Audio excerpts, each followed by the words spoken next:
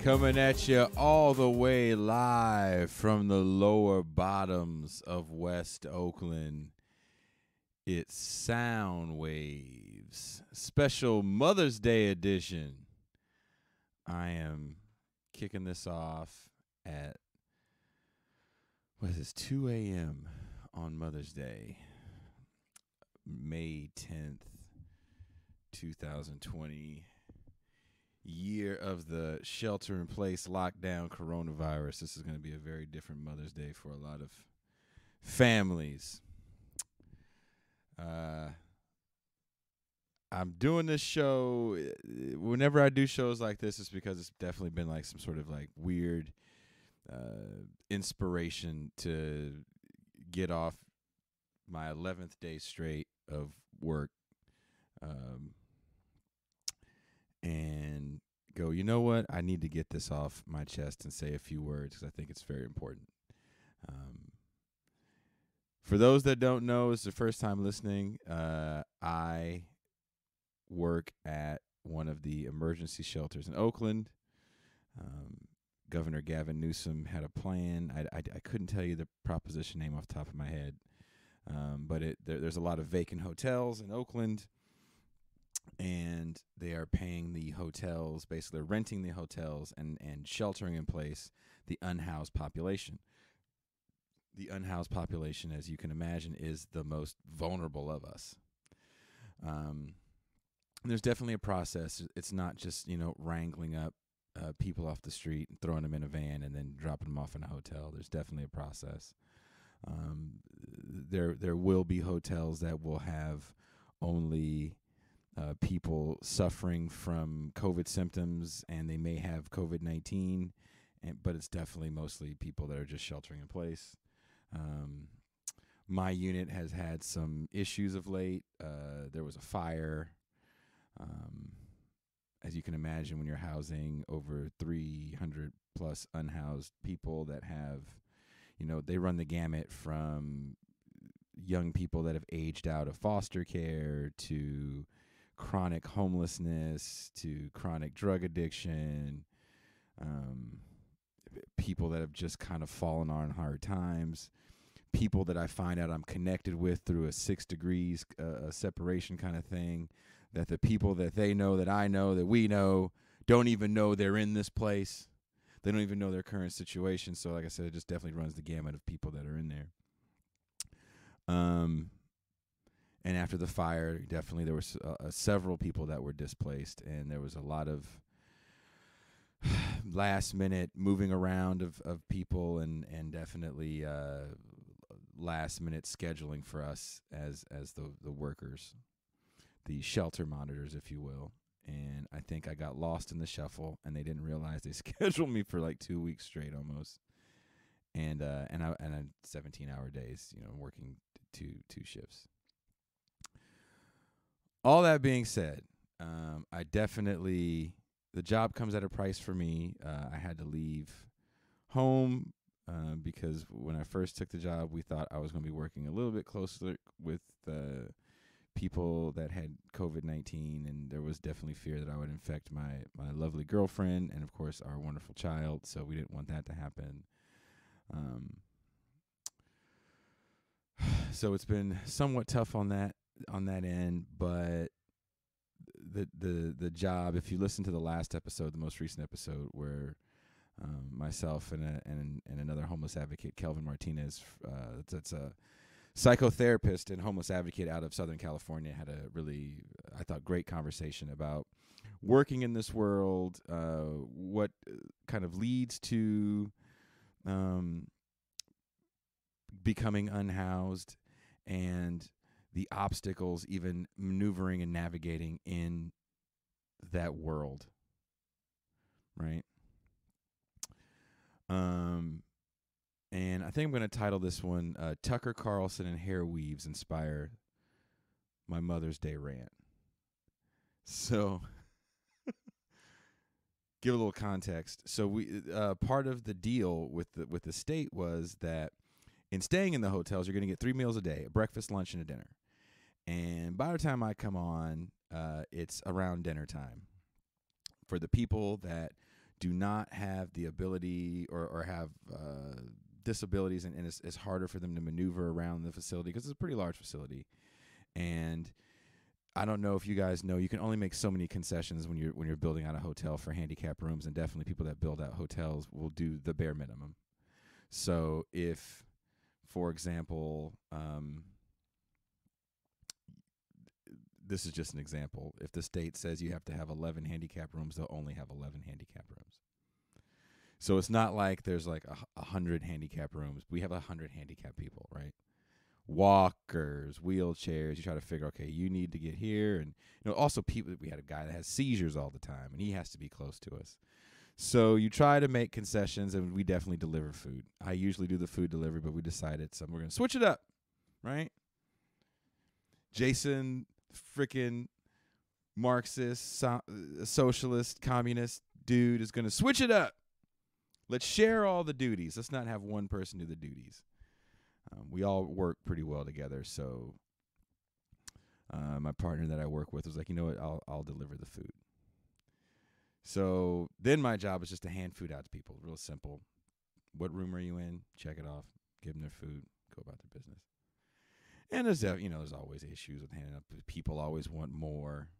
Unfortunately, you sometimes feel like Oliver Twist, like, sir, can I have more? And you're kind of like, more?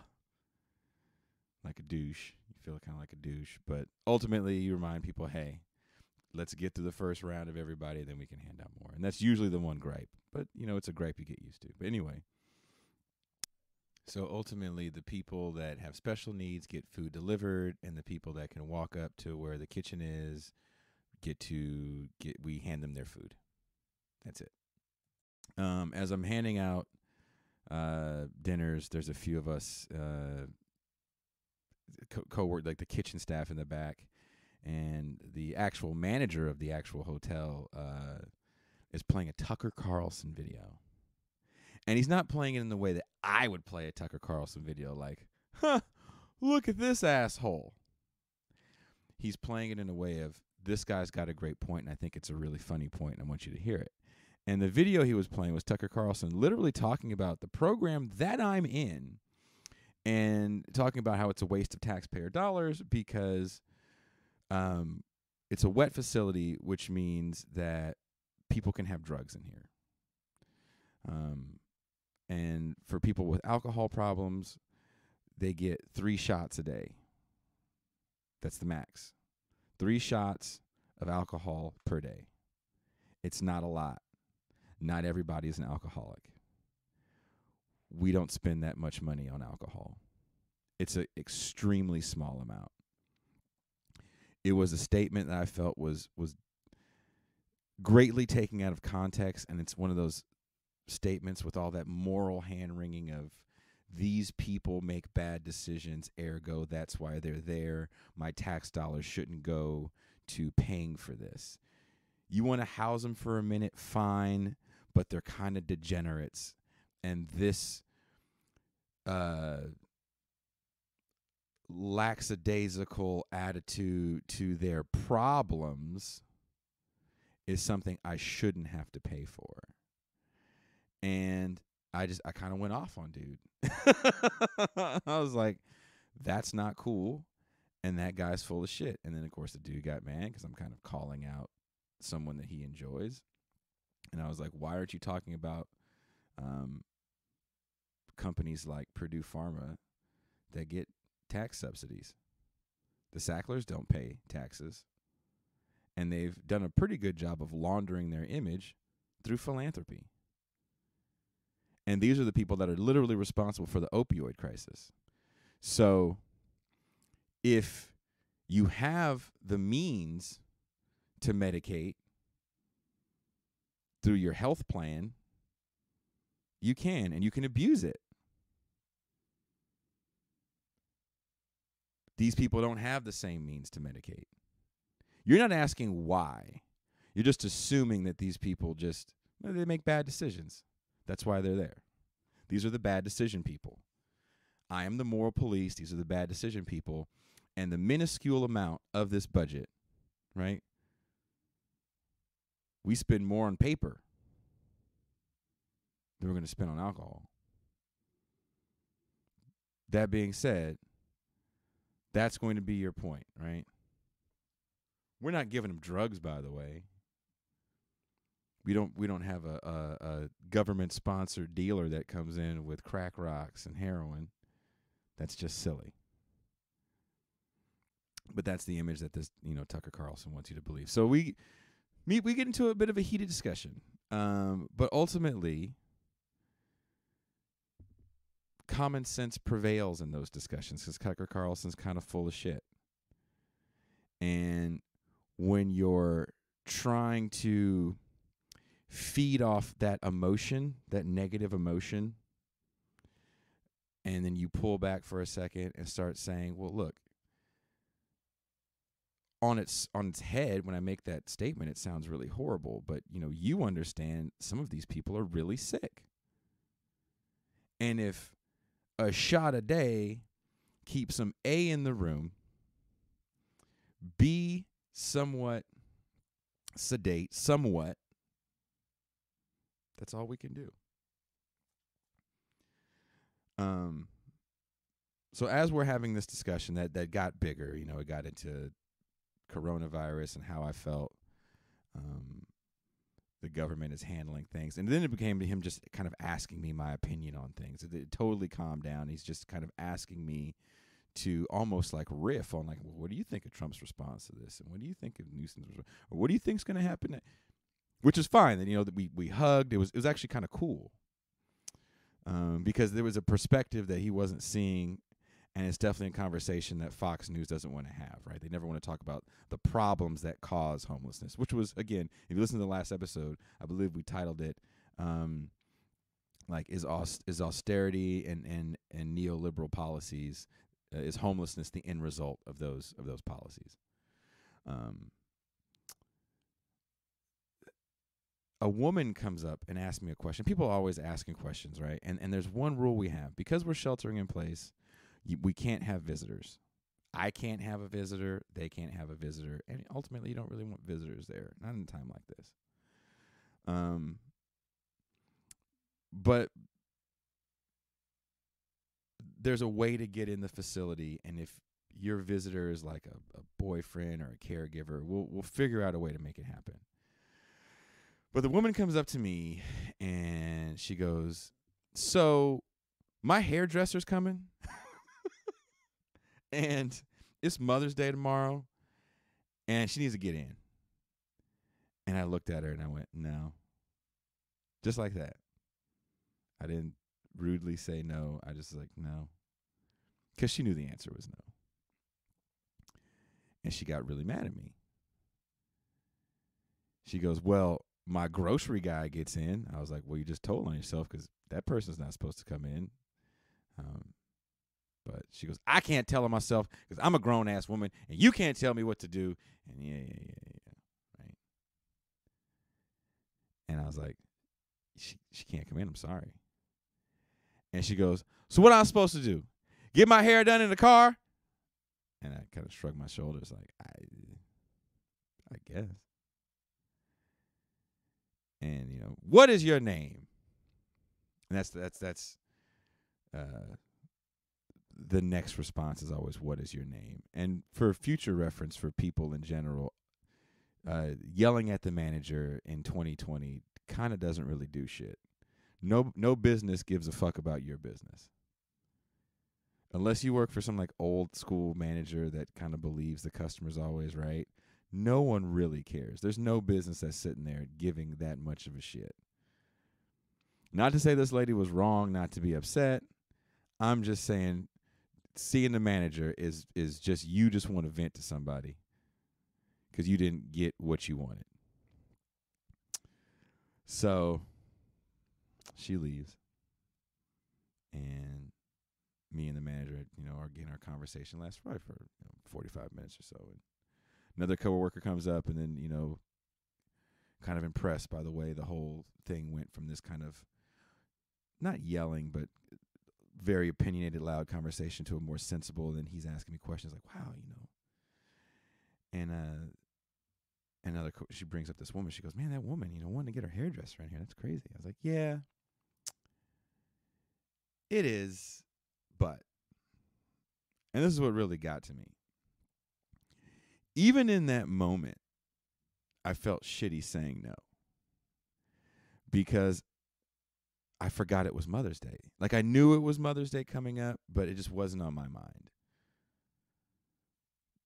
I'm not being bombarded by Mother's Day images right now on whatever media I'm watching. I'm not really watching a lot. I don't have a TV where I'm staying.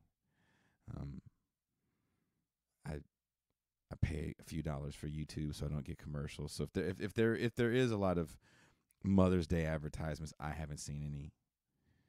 Usually I see people in the street selling like teddy bears and shit, and I haven't really seen that. I haven't been in the store in a while because the stores here have these really long lines, and unfortunately I need the little bit of time I have to sleep.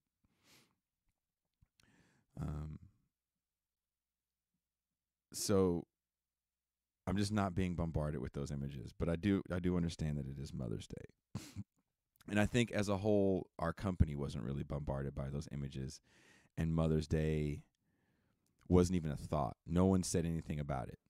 It was not a, "Hey, what should we do for Mother's Day?" If this thing was to go till, let's say, Thanksgiving, I'm sure we would have a very long conversation about how we want to handle Thanksgiving, how we want to handle Easter. But because these things aren't even on our radar, because everyone's head is in 12 different places at once, we had a fucking fire that displaced like 40 or 50 residents.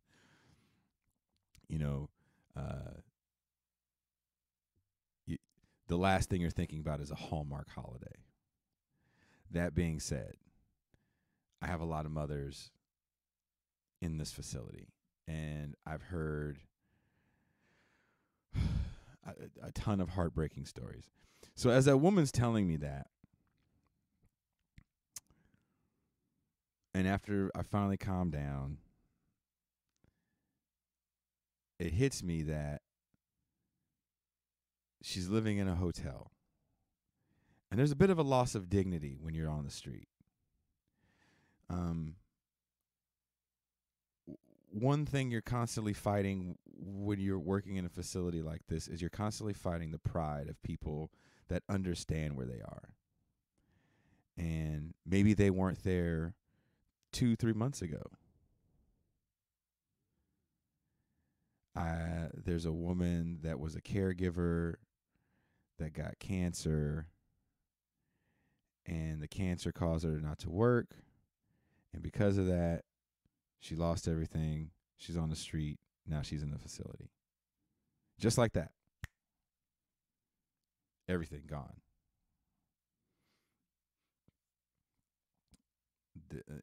There's a woman that, is just burdened by a drug-addicted son and a daughter that has special needs who's getting up in age. She's getting up in age, and you can see the desperation and kind of fear in her eyes and her actions sometimes, because she understands that her daughter may be just left alone in a world that's hard for her to navigate by herself.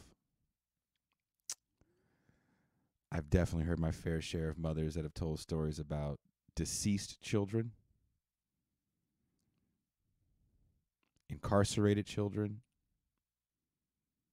children that were taken away from them for whatever reason. And this lady just wanted to feel pretty on Mother's Day. Maybe she was even going to see her children or grandchildren. I don't know. But it hurt me that we didn't think enough to facilitate something like that. Figure out a way that if there were people that needed to get their hair done, or if we wanted to do some sort of thank you for the moms, we just didn't really do anything. It wasn't a priority. And part of the priority, in my opinion, kind of has to be building back certain communal bonds. And when all those communal bonds are broken,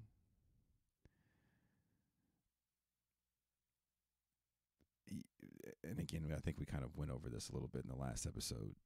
These are the things, these are the end results. So I'm trying to build some sort of community here, but it's really hard to do when I got to tell someone that she can't even get her hair done. So after everything finally calmed down, unfortunately, it was probably too late. I put a post up on social media, put a few social media posts up. I'll put another post up when I post this episode for a call for help. I'm calling out to all you guys for some assistance. If you guys are listening to this and you live in the Bay Area, hit me up. I'll tell you where I'm at. And if you guys can have any flowers, candy, any kind of Mother's Day gifts, cards you want to drop off for these women, I'm sure they would be over the moon to know that they're appreciated.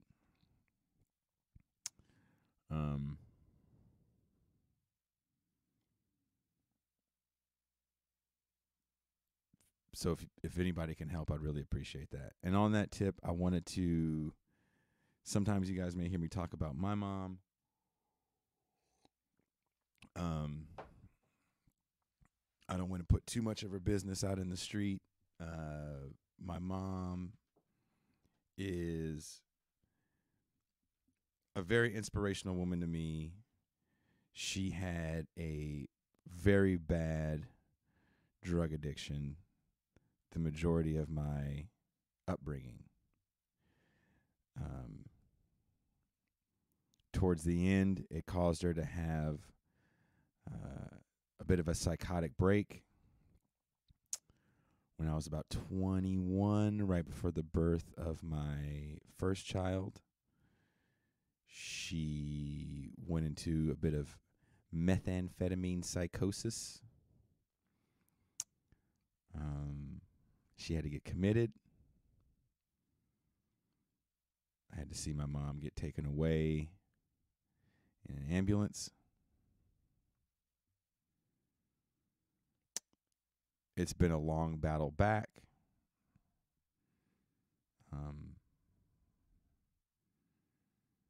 She's clean, sober, and turned into a wonderful grandma for my newest and youngest child. She's also an activist. She fights for 15. She's a socialist. She fights to unionize places like Walmart. She's been jailed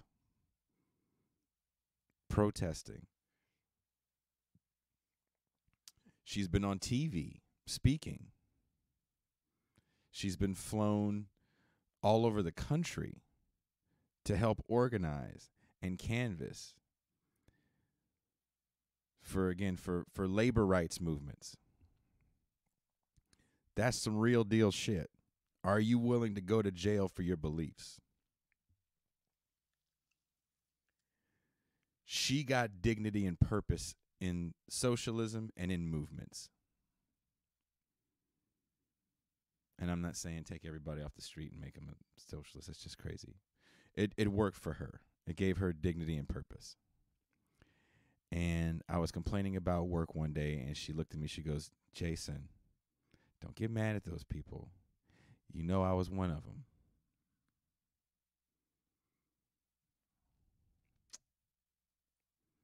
This is hard you have to excuse me. This is kind of hard for me.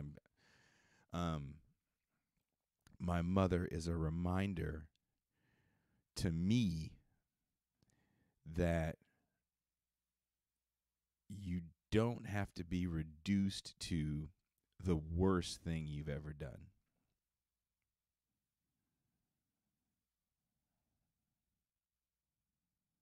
I'm sure she has a lifetime of regret for things that happened while she was under the influence, shitty men she brought around when she was under the influence, the way she treated me when she was under the influence.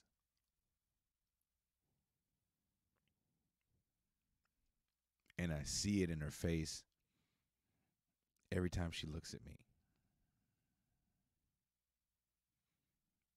I see that I'm sorry. And at this point,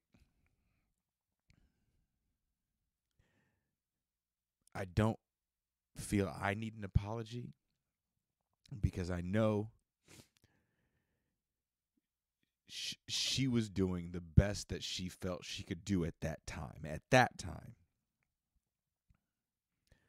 with the hand she was dealt, she did the best that she could do.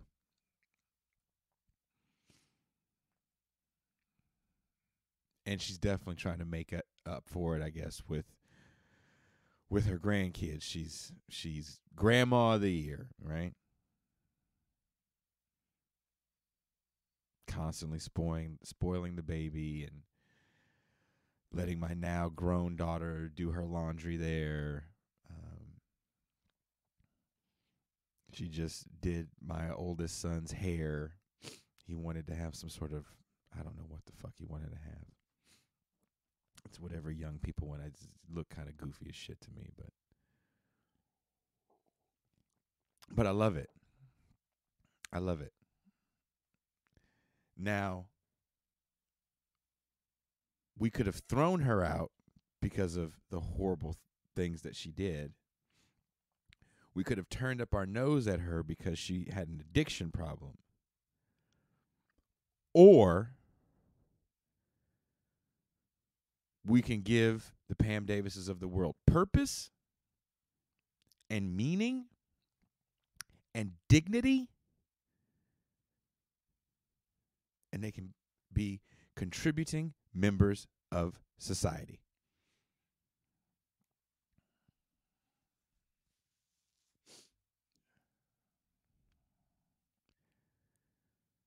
When I told that woman no, she couldn't get her hairdresser in, it wasn't because I wanted to fuck off her dignity. It was because if I make a concession for that last minute,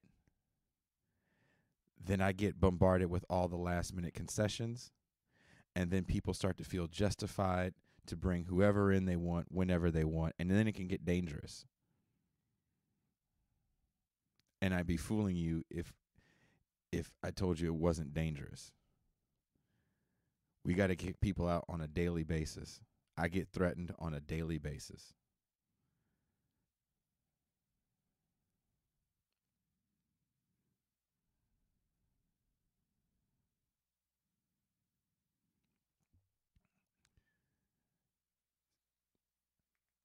So that's why I asked to the social media community, because that's really all I have right now. I can't knock on doors. I can just ask, can you guys help out with some thank you gifts, some Mother's Day gifts for some women that so many stories break your heart. There's a woman, an older Filipino woman there. Surprising, there's quite a few Filipino women at the facility that me and another coworker that's also Filipino kind of scratch our heads over. Like, we thought that's kind of one of those cultures where they protect the elders. I don't know. Shit happens. And I think she's got the early signs of dementia but she definitely remembers me. And when she sees me, it's kind of like you can see the memory just jump like, oh, Jason. And I had to ask her, I was like, do you have any kids? She told me she had a son. And I'm like, well, is he around? And he's on the street too. Suffering from severe depression, as she puts it. We didn't really get into if that had anything to do with her being in the facility.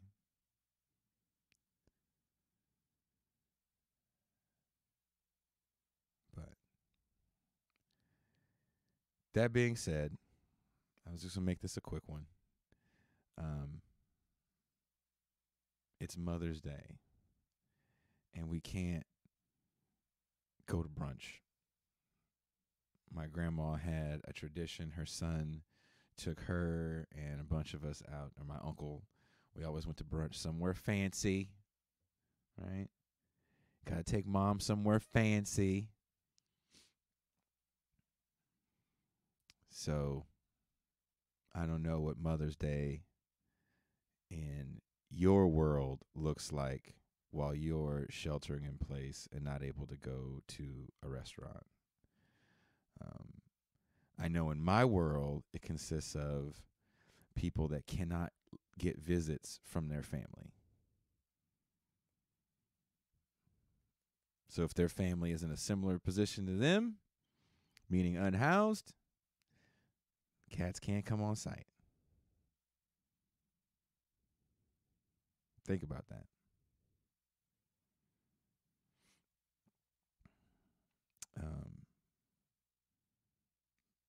These people got to celebrate it alone in a little hotel room. Whew. So I just hoped we could have a little bit of something to make the day just a little bit better. And a few people have actually donated. One person is actually going to donate some flowers, which I appreciate, some bouquets. A couple friends have donated some money so we can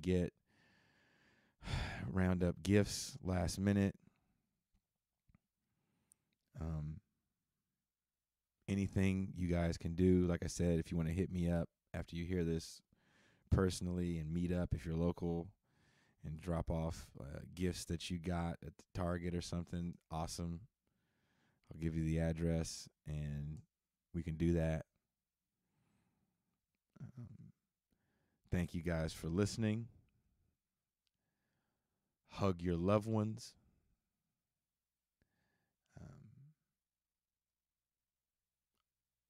Our parents shape us for better or for worse. I love my parents and definitely my grandparents. And I will take this as an opportunity to say, Mama, I love you.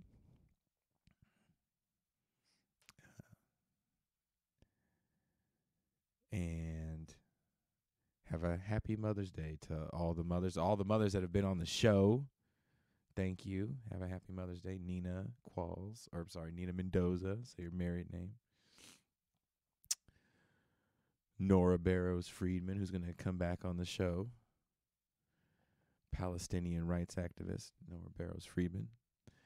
So thank you guys for taking the time to listen. Have a happy Mother's Day for all the mothers out there. Talk to you guys soon.